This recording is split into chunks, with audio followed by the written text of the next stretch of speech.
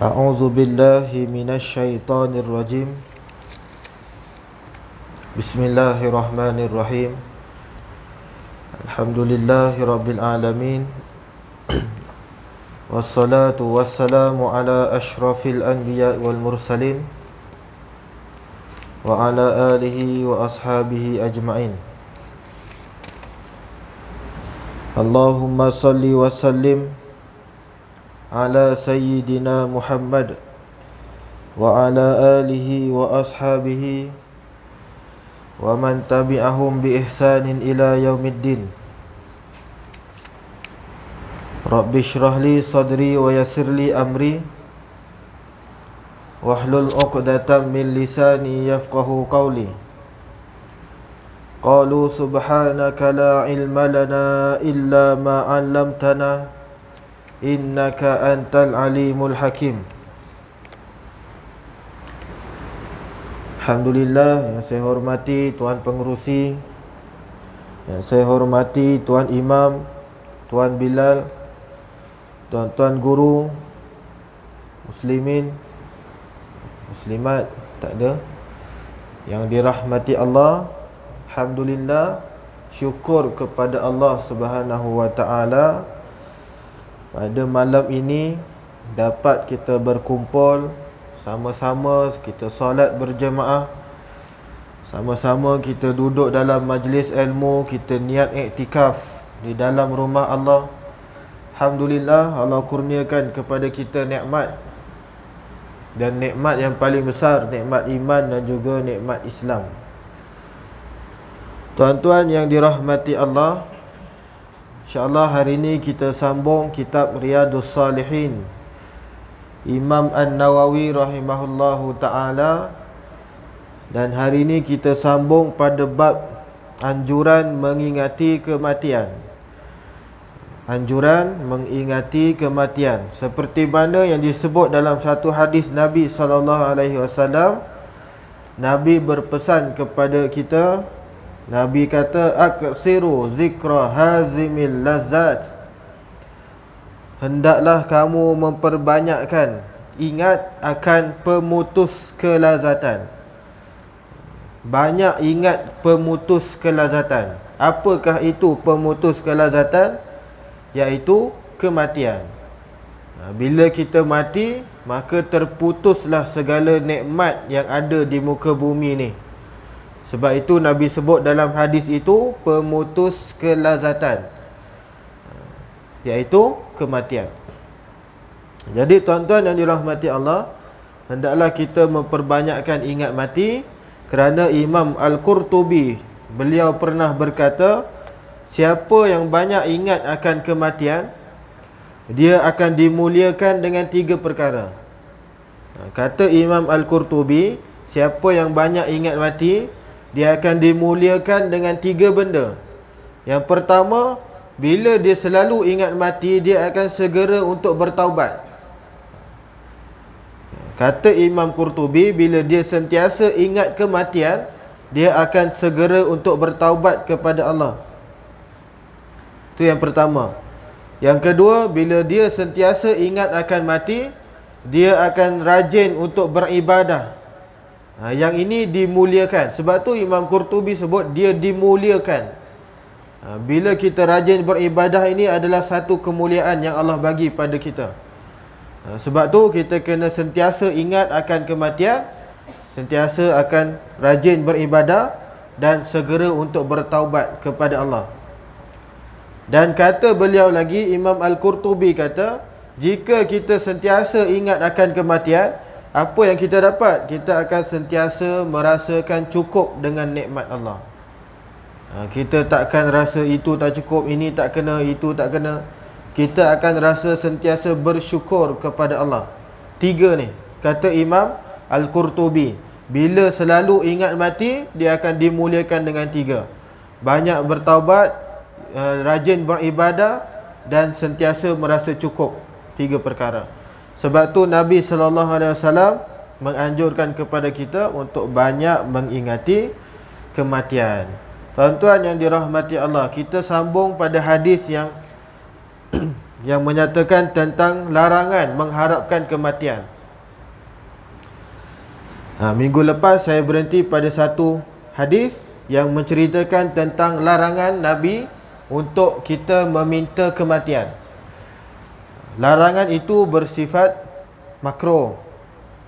Kata Nabi SAW, la yatamannayanna ahadukumul maut lidurrin asabah fa in kana la budda fa'ilan falyakul Allahumma ahyini ma kanatil hayatu khairan li wa tawaffani idza kanatil wafatu khairan li.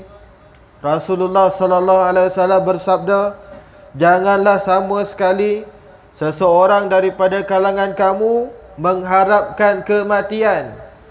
Nabi larang untuk kita minta mati. Tapi kalau Nabi kata dekat sini, kalau kamu terpaksa melakukannya, terpaksa minta, terpaksa doa, macam itulah senang cerita dia. Dah sakit sangat ni, dah tak tahan sakit, tak tahan sakit, apa yang kita perlu ucapkan? Kata Nabi, ya Allah, ya Tuhanku, jika kehidupan ini baik untukku, maka kau bagilah aku terus hidup. Tapi kalau kematian itu baik untuk aku, maka kau berikanlah aku kematian itu. Itu doa dia. Jika hidupkanlah aku jika kehidupan itu baik untuk aku, matikanlah aku jika kematian itu baik untuk aku. Doa yang macam ni kita dibenarkan untuk minta. Tapi kita dilarang minta macam mana? Ya Allah, matikannya lah aku cepat, senang. Yang itu yang Nabi larang. Ya Allah, aku dah tak tahan ni, matikan je lah, ambil je lah nyawa terus. Yang itu tak boleh. Minta direct tak boleh. Sebab tu ada seorang sahabat yang saya pernah cerita minggu lepas. Seorang sahabat namanya Khabbab bin Al-Arat. Khabbab, bukan kebab, kebab lain. Khabbab nama dia ni. Dia ni seorang sahabat yang mana dia mengalami kesakitan yang sangat. Cara dia berubat tu tuan-tuan, dia berubat menggunakan besi panas. Cara dia berubat, dia perlu berubat dengan besi panas. Dalam Islam, cara berubat dengan besi panas ini diharuskan. Saya dah tersebut dah. Jika tiada cara lain, dah cuba ubat ni dah tak boleh, ubat ni dah tak boleh, ubat itu dah tak boleh, last sekali doktor kata besi panas, maka barulah kita boleh guna besi panas. Ia dibenarkan dalam Islam untuk darurat, tak ada ubat lain. Macam mana cara dia tu? Kalau zaman dulu dia ambil besi panas, dia panaskan, dia tekap pada tempat luka. Contohnya ada dalam satu peperangan, Sa'ad bin Mu'az, dia punya nadi ni terputus. Nadi mana wallahualam, tapi Sa'ad bin Mu'az punya nadi terputus. Maka Nabi perintahkan kepada Sa'ad, wahai Sa'ad, kamu tekap besi panas pada nadi tersebut dan untuk memberhentikan darah. Apa guna besi panas ni? Memberhentikan darah. Jadi kalau berhentikan darah, cara dia apa? Tekap besi panas. Kalau perubatan moden ni pun ada, cuma tak tahu nama dia apa, saya tak ingat. Nama orang putih, saya tak pandai orang putih, dia sebut bahasa orang putih tak apa tak, tapi ada guna cara dia, besi panas. Tuan-tuan, Nabi suruh Sa'ad bin Mu'az tekap dengan besi panas supaya darah itu tidak mengalir lagi. Tuan-tuan, itu yang disebut dalam satu hadis Nabi SAW. Dan bukan dia saja, begitu juga dengan Khabbab bin Al-Arat ini. Beliau ini dia berubat dengan menggunakan besi panas, 7 tekapan pada badan dia. 7 tekap. Kalau senang cerita, kita boleh bayangkan streka lah, besi panas streka tu kita tekap dekat badan. Panas tak panas, macam itulah cara dia. Kita pegang sikit pun dah melecur nangis. Cuba bayangkan dekat tempat luka tu ditekap dekat situ. Masya-Allah. Sebab tu Khabbab bin Al-Arat ni dia kata, ya Allah, ya Tuhanku, kalaulah Nabi tidak melarang umatnya untuk minta kematian. Dah lama dah saya minta, kata Khabbab ni. Sebab apa? Sebab dia sakit sangat, dia tak tahan ni. Tapi disebabkan Nabi larang perbuatan tersebut, maka Khabbab bin Al-Arat tak minta mati. Dia bertahan je. Tuan-tuan yang dirahmati Allah. Jadi jika kita ditimpa musibah, ujian yang pelbagai, yang banyak, kita rasa hidup ni macam dah tak perlu hidup dah, maka kita doa macam mana? Kita doa yang seperti mana Nabi ajar tadi. Ya Allah, hidupkanlah aku jika kehidupan itu baik untuk aku, dan matikanlah aku jika kematian itu baik untuk aku. Yang itu boleh. Tuan-tuan yang dirahmati Allah. Dan juga saya sebut minggu lepas berkenaan dengan ada keadaan yang mana kita boleh minta untuk mati. Ada keadaan yang mana kita boleh minta mati. Masa bila tu tuan-tuan? Kita minta, ya Allah, ya Tuhanku, kau matikanlah aku dalam keadaan mati syahid. Yang itu boleh. Yang itu boleh minta direct. Ya Allah, matikanlah aku dalam keadaan mati syahid. Yang ini dibenarkan khusus. Doa macam ni tak apa. Kalau nak minta mati saja-saja, tak boleh. Mati saja-saja, ya Allah, matikanlah aku dah sakit sangat ni, yang itu tak boleh. Tapi kalau minta, ya Allah, matikanlah aku dalam keadaan mati syahid, maka yang itu dibenarkan. Kerana apa? Kerana Nabi SAW pernah bersabda, barang siapa yang meminta kematian dengan mati syahid kerana Allah, dengan bersungguh-sungguh, dia minta mati syahid tu bersungguh-sungguh, ya Allah, aku nak mati syahid ni, tak kira lah syahid macam mana pun, ya Allah, matikanlah aku dalam keadaan mati syahid, minta sungguh-sungguh, maka Allah akan angkat darajatnya hingga ke darajat para syuhada, walaupun dia mati di tempat tidur. Dengan syarat dia apa? Kita minta mati syahid dengan sungguh-sungguh, minta betul-betul. Walaupun tak dapat mati syahid berperang, kita meninggal dalam tempat tidur, atas tempat tidur sekalipun, sebabkan kita dah berdoa, Allah akan angkat darajat kita sehingga tahap para syuhada. Tuan-tuan yang dirahmati Allah, Khalid Al-Walid, panglima perang Nabi yang sangat hebat. Dalam sejarah Islam, Khalid Al-Walid yang paling hebat. Tak pernah tewas dalam satu peperangan sekalipun. Tuan-tuan, Khalid Al-Walid meninggal dekat mana? Atas katil, tempat tidur. Dia bukan meninggal dalam perang, tak ada. Panglima perang tak meninggal dalam perang. Khalid Al-Walid orangnya, dia meninggal di tempat tidurnya. Ini panglima perang ni. Macam mana nak mati dalam syahid, dalam perang? Dia ni bijak sangat lawan, hebat sangat. Sebab tu dia tak boleh mati syahid dalam perang. Itu Khalid Al-Walid lah. Jadi tuan-tuan yang dirahmati Allah, itu sahaja doa untuk mati yang dibenarkan. Doa mati syahid. Doa mati syahid. Tuan-tuan yang dirahmati Allah. Jadi larangan Nabi SAW untuk minta kematian itu adalah larangan untuk mati saja-saja. Bukannya mati bersungguh-sungguh, mati syahid dan sebagainya. Yang itu dibenarkan kalau mati syahid. Dan hadis yang terakhir dalam tajuk ni, lepas ni kita masuk tajuk baru.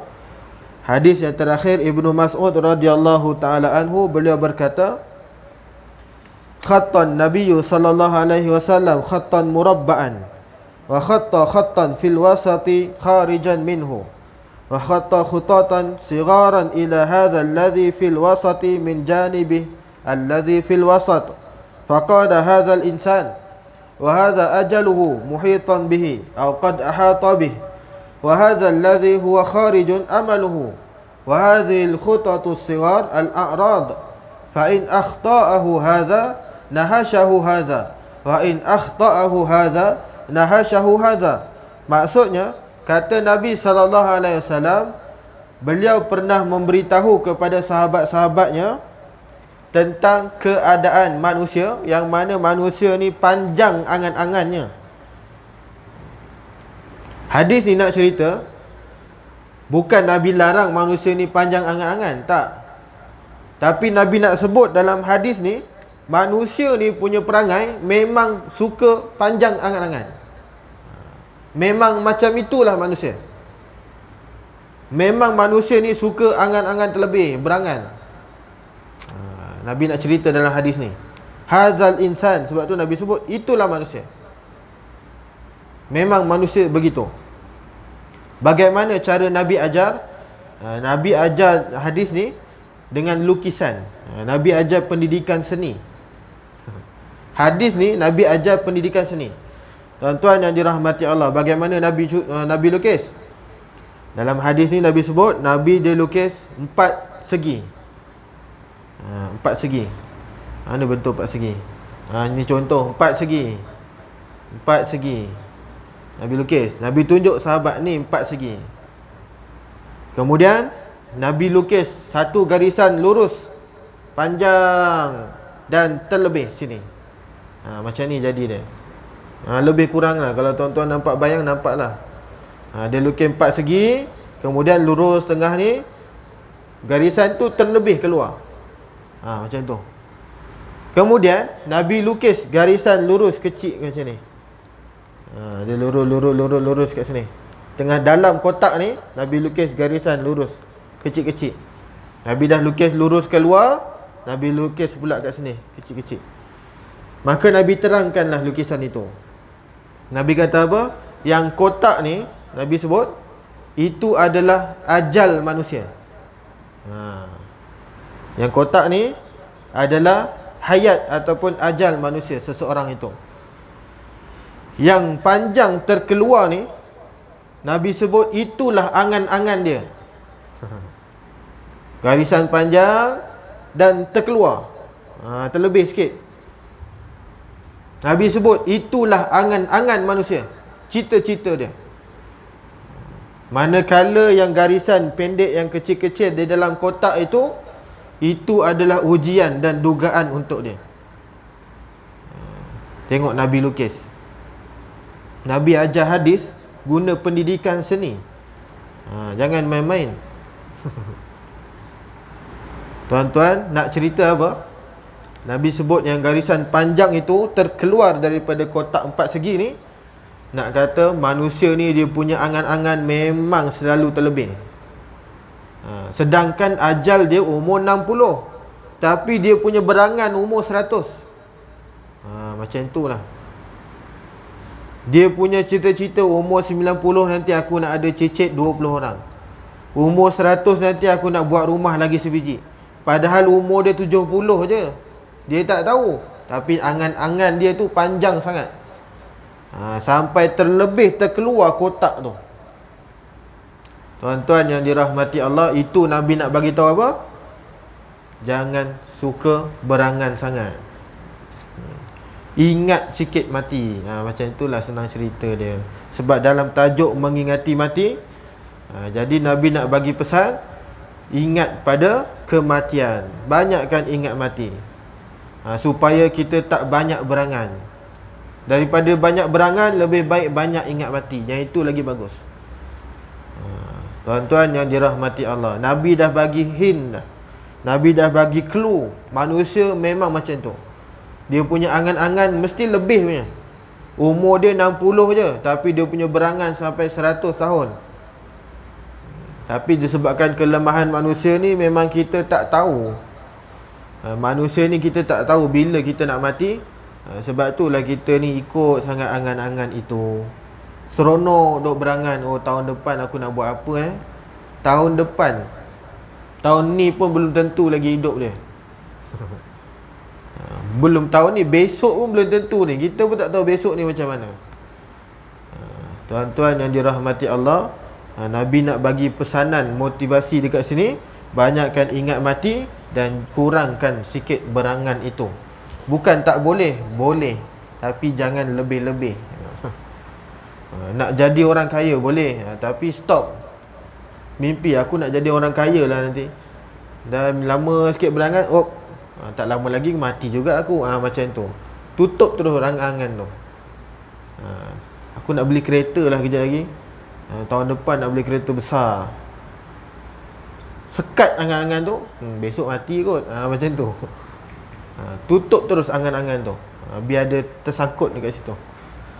Tuan-tuan yang dirahmati Allah, yang itu yang Nabi sebut, banyak kan ingat kematian.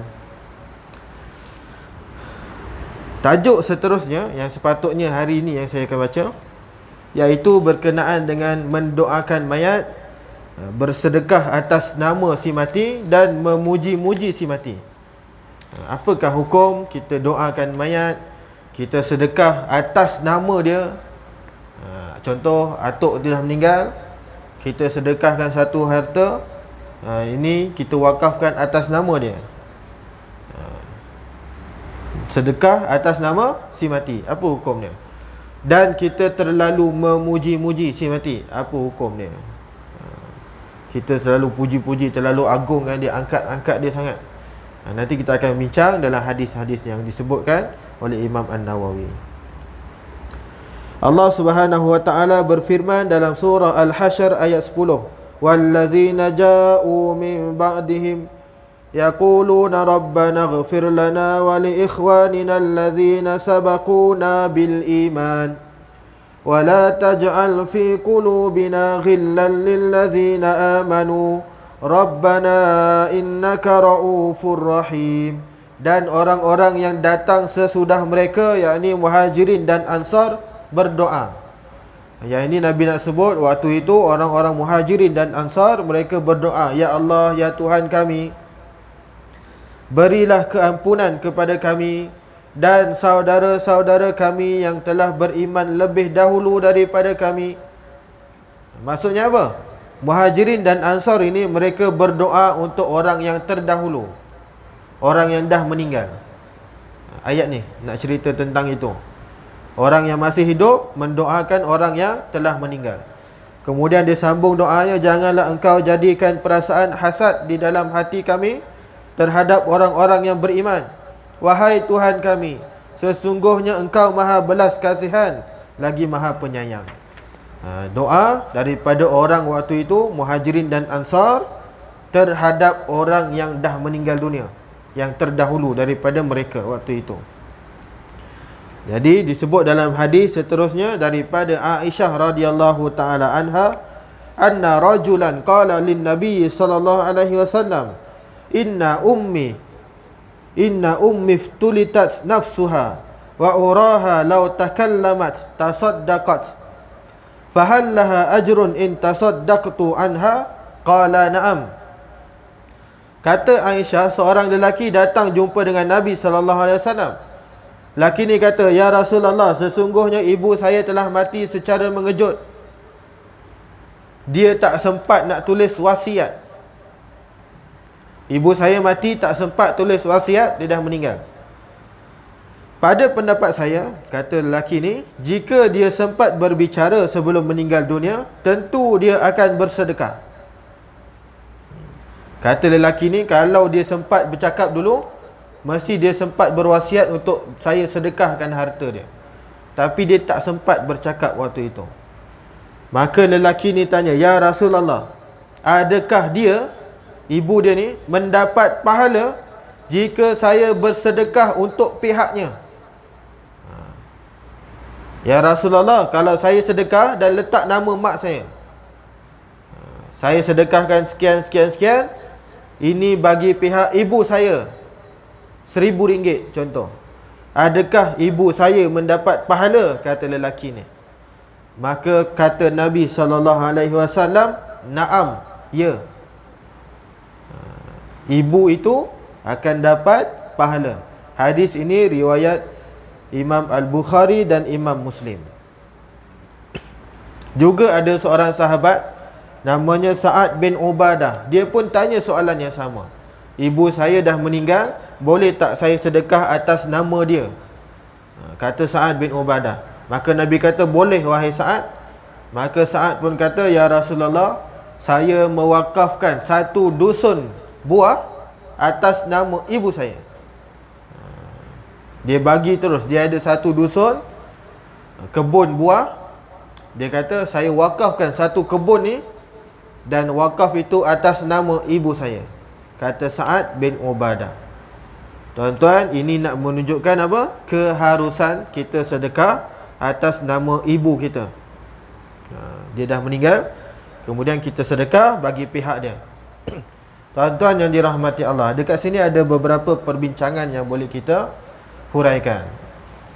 Yang pertama, berkenaan dengan pahala kita baca Al-Quran. Pahala bacaan Al-Quran untuk si mati, adakah pahala itu sampai ataupun tidak? Biasa kita bila berlaku sahaja satu kematian, kita akan sebut apa? Inna lillahi wa inna ilaihi raji'un. Kemudian kita suruh baca apa? Al-Fatihah. Contoh, Al-Fatihah itu kita sedekahkan kepada si mati. Tuan-tuan, untuk pahala bacaan Al-Quran untuk si mati, adakah pahala itu sampai ataupun tidak? Pendapat dia ada dua. Pendapatnya ada dua. Cuma saya cenderung kepada pendapat yang ini yang saya akan sebut ni. Ada dua pendapat, saya cenderung pada pendapat yang ini, iaitu berkenaan dengan pahala bacaan Al-Quran itu sampai ataupun tidak. Jawapan dia sampai. Saya pegang yang ini. Ada ulama kata tak sampai, ada ulama kata sampai. Yang ini jelas dalil dia, kedua-duanya jelas, dua-duanya betul. Tapi kita berpegang pada yang sampai ini. Ini bukan pendapat saya, pendapat ulama saya ambil, saya maklumkan, saya bagi tahu. Saya cenderung pada pendapat ulama yang ini, yang antaranya pendapat Imam Ahmad dan Imam An-Nawawi. Dia kata doa ataupun pahala bacaan Al-Quran yang kita baca untuk si mati, pahala tersebut sampai. Biasa kalau kita ada berlaku kematian juga, kita akan panggil pelajar-pelajar tahfiz contoh. Kita minta dia baca, tolong bacakan satu Al-Quran habis, khatam untuk arwah si mati. Maka budak dia pun baca, budak tahfiz ni baca. Adakah pahala itu sampai? Jawapan dia sampai. Ini pendapat Imam An-Nawawi dan juga pendapat Imam Ahmad, sebahagian pendapat Imam Asy-Syafi'i, sebahagian pendapat mazhab dalam mazhab Syafi'i, bukan Imam Syafi'i sendiri. Jangan salah faham, dalam Imam mazhab Syafi'i ni ada ramai ulama-ulama dia. Ramai ulama-ulama dia. Jadi ada sebahagian ulama dalam mazhab Syafi'i ni kata sampai pahala tersebut. Jadi tuan-tuan, apa yang kita buat selama ni, kita baca tahlil, kita baca Al-Quran untuk si mati, kita baca Yasin contohnya, pahala itu sampai ataupun tidak? Pahala itu sampai. Tuan-tuan yang dirahmati Allah, itu satu yang kita perlu bincang. Yang kedua, pahala sedekah untuk si mati, adakah sampai ataupun tidak? Yang ini pun saya dah sebut tadi, jawapan dia sampai pahala itu. Kita wakaf Al-Quran atas nama ibu, pahala itu sampai kepada ibu. Yang ini jelas dalam hadis, dalilnya jelas. Cuma dalam bab Al-Quran tadi dalilnya kurang jelas sikit. Sebab tu dia bercanggah pendapat. Tapi untuk bab sedekah ni dalilnya jelas, ulama sepakat, kata semua sampai untuk bab sedekah. Ini juga pendapat Imam An-Nawawi, dan juga kata daripada pendapat Syekh Mutawalli Asy-Sya'rawi, dia kata apa? Bahawa mayat akan mendapat manfaat daripada sedekah yang dilakukan atas nama dia. Dia kata pendapat ini, mayat yang sedekah atas nama dia, maka pahala tu akan sampai kepada dia. Begitu juga dengan pendapat Imam Al-Qurtubi. Jadi tuan-tuan, pahala kita baca Al-Quran pun sampai, pahala kita sedekah pun sampai. Ada satu lagi hadis Nabi sebut, seorang lelaki ni dia datang kepada Nabi SAW dan dia kata, "Ya Rasulullah, ayahku telah meninggal dan dia telah meninggalkan banyak harta dan dia tidak sempat untuk berwasiat. Maka apakah berguna baginya jika aku bersedekah untuk dia?" Maka Nabi jawab, "Ya, berguna." Banyak hadis-hadis yang seperti ini yang Nabi kata sampai pahala sedekah itu kepada si mati. Baca Al-Quran, pahalanya sampai. Kita sedekah atas nama si mati, pahalanya pun sampai. Tapi ada yang nombor 3 ni, yang ini adalah yang paling afdal, yang kita perlu buat untuk si mati. Baca Al-Quran pun bagus, sedekah atas nama dia pun bagus, tapi yang ketiga ni paling bagus. Apakah dia tuan-tuan? Iaitu sebaik-baiknya bila kita nak sedekahkan apa-apa kepada si mati, hendaklah kita banyakkan doa dan mohon ampun untuk dia. Yang itu yang paling bagus. Doa dan mohon ampun untuk dia, seperti mana yang biasa kita baca, Allahumma ghfir lahu warhamhu wa'afihi wa'fu anhu. Yang itu adalah paling baik. Yang itu ialah yang paling baik. Pahala baca Al-Quran pun sampai, bagus. Sedekah pun sampai, pahalanya bagus. Yang paling bagus adalah doa. Nombor 3 ni. Yang ini yang terbaik yang kita boleh bagi kepada si mati. Mak ayah kita yang dah meninggal, atuk nenek yang dah meninggal, doakan dia. Yang itulah yang paling afdal. Tuan-tuan yang dirahmati Allah, hadis daripada Abu Sa'id Malik bin Rabi'ah. Satu ketika mana kami, yakni sahabat-sahabat ni duduk dengan Nabi SAW. Datang seorang lelaki daripada Bani Salamah. Ada seorang lelaki, waktu sahabat ni duduk dalam satu halaqah, datang seorang lelaki daripada Bani Salamah. Maka lelaki ni tanya pada Nabi SAW, "Ya Rasulullah, apakah masih ada amalan yang dapat saya amalkan sebagai bakti kepada ibu bapa yang telah meninggal?" Lelaki ni tanya, "Ya Rasulullah, ibu bapa saya dah meninggal. Ada tak amalan yang saya boleh buat sebagai bakti kepada ibu bapa saya?" Tuan-tuan yang dirahmati Allah, maka Nabi pun kata, "Ya, masih ada beberapa perkara yang kamu boleh buat terhadap ibu bapa kamu yang dah meninggal." Yang pertama, kata Nabi, yang pertama, doakan keselamatan dan mohon ampun untuk kedua-duanya. Ini nombor 1. Doakan keselamatan dia dan mohon ampun untuk kedua-duanya. Tuan-tuan, doa ibu bapa ni biasa kita baca. Biasa kita baca selepas solat. Ada orang buat lagu pun. Kalau tuan-tuan budak-budak tadika ni, dia dah hafal pun lagu doa tu. Allahumma ghfirli zunubi wali walidayya warhamhuma kama rabbayani saghira. Doa itu dah biasa kita baca. Amalkan doa itu. Itulah amalan yang paling bagus untuk kita buat bila ibu dan ayah kita telah meninggal dunia. Mohon ampun